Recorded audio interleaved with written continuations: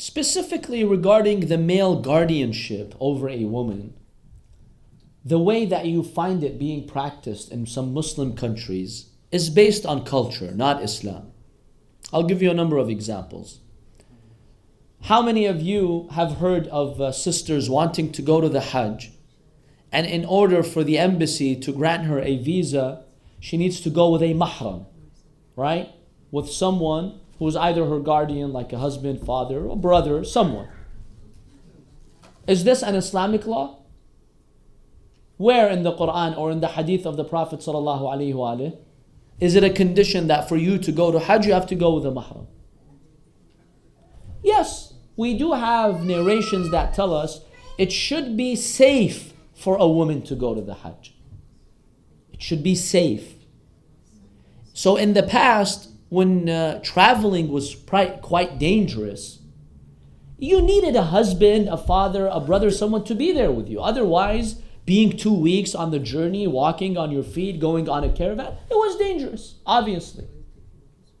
So safety is very important. But let's say today there is safety. I mean, the way today that you travel with 300 people on the plane.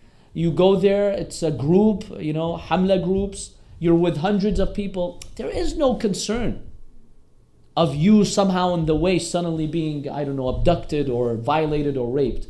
This is no longer the case in today's way of traveling.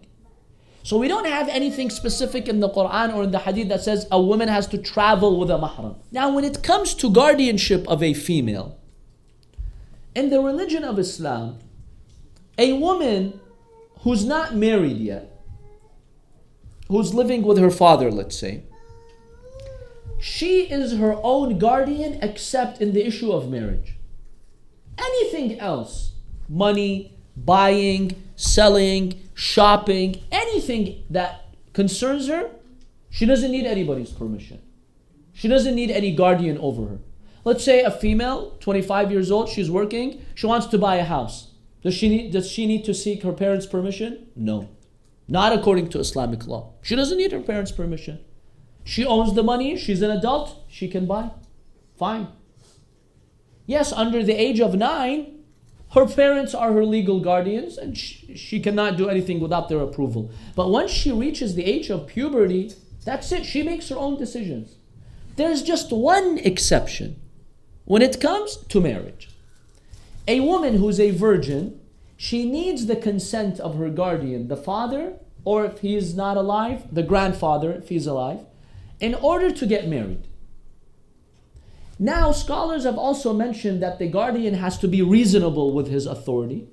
If he is rejecting a suitor, a potential suitor, just because he doesn't like his race, he doesn't like his financial status, that's wrong. If his deen and akhlaq are acceptable, Islam says you have no right to reject.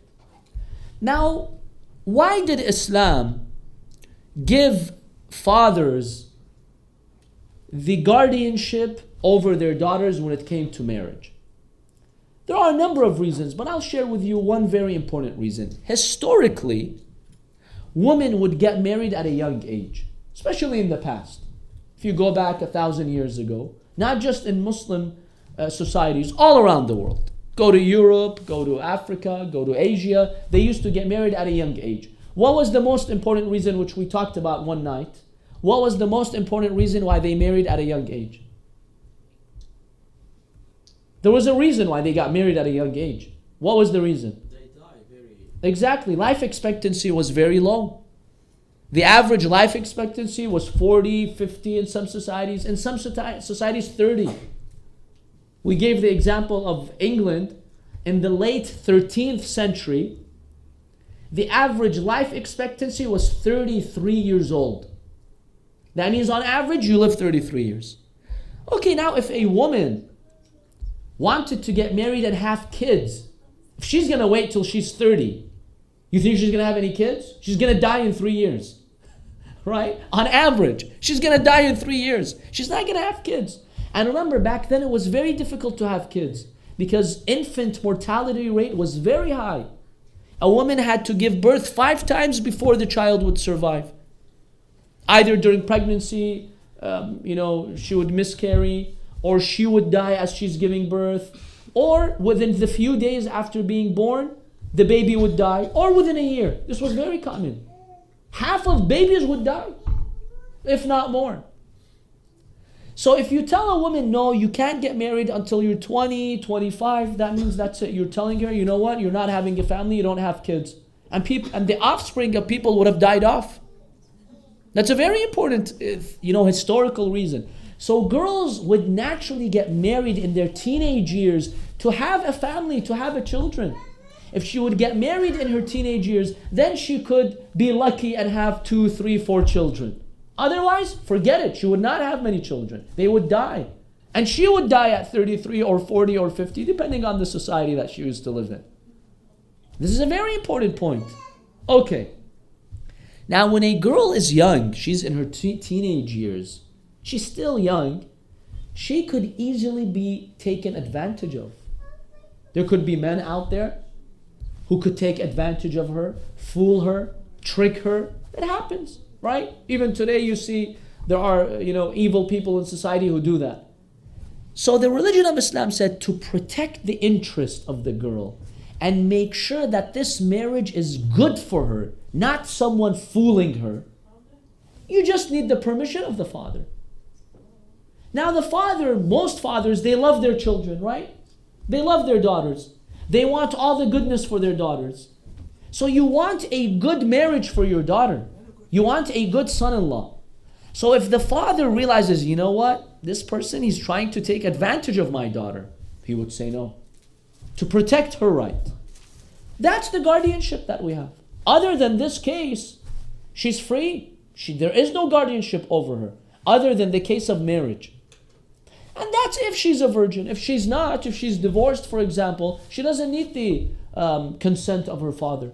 In our school of thought, she doesn't need his consent. Because she's already been married, she's went through one marriage. So, she has experience now with a marriage, she can figure it out. She doesn't need her father's permission anymore. So this is the issue regarding guardianship. Now, if she gets married, then her husband becomes her guardian. But to what extent? Is it like in some Muslim countries where she's his property and he gives her orders day and night and she has to fulfill those orders? No. There are just a very few limited areas in which he's her guardian, the husband. I'll mention some examples. So a woman who's married, she can work. Her husband doesn't have the right to object to her working unless he has a valid reason, a valid concern. She owns her money and property. If she wants to buy, if she wants to sell, it's her right. Her husband has no say in that. She doesn't need to ask for his permission if she wants to buy or sell something. The permission isn't required. Yes, there is one issue which scholars have mentioned, which is her leaving the house. Can she leave the house without his approval? The maraja are split on this issue. A number of maraja and scholars, it is their opinion that if her leaving the house does not violate any marital obligations, right? Then she has that right to leave and she doesn't need his permission. Many maraja, that is their fatwa. Yes, she needs to fulfill her marital obligations. If her leaving the house means that she will not observe those marital obligations, then she needs his permission. But many scholars, they've said, if he's out working, she wants to go visit a friend, visit parents, do whatever she wants. She has that right. He can't prevent her from that. A small minority of scholars today, some maraja, they say yes, as a precaution, she does need his permission to leave the house. But this isn't an exception, just some maraja and scholars.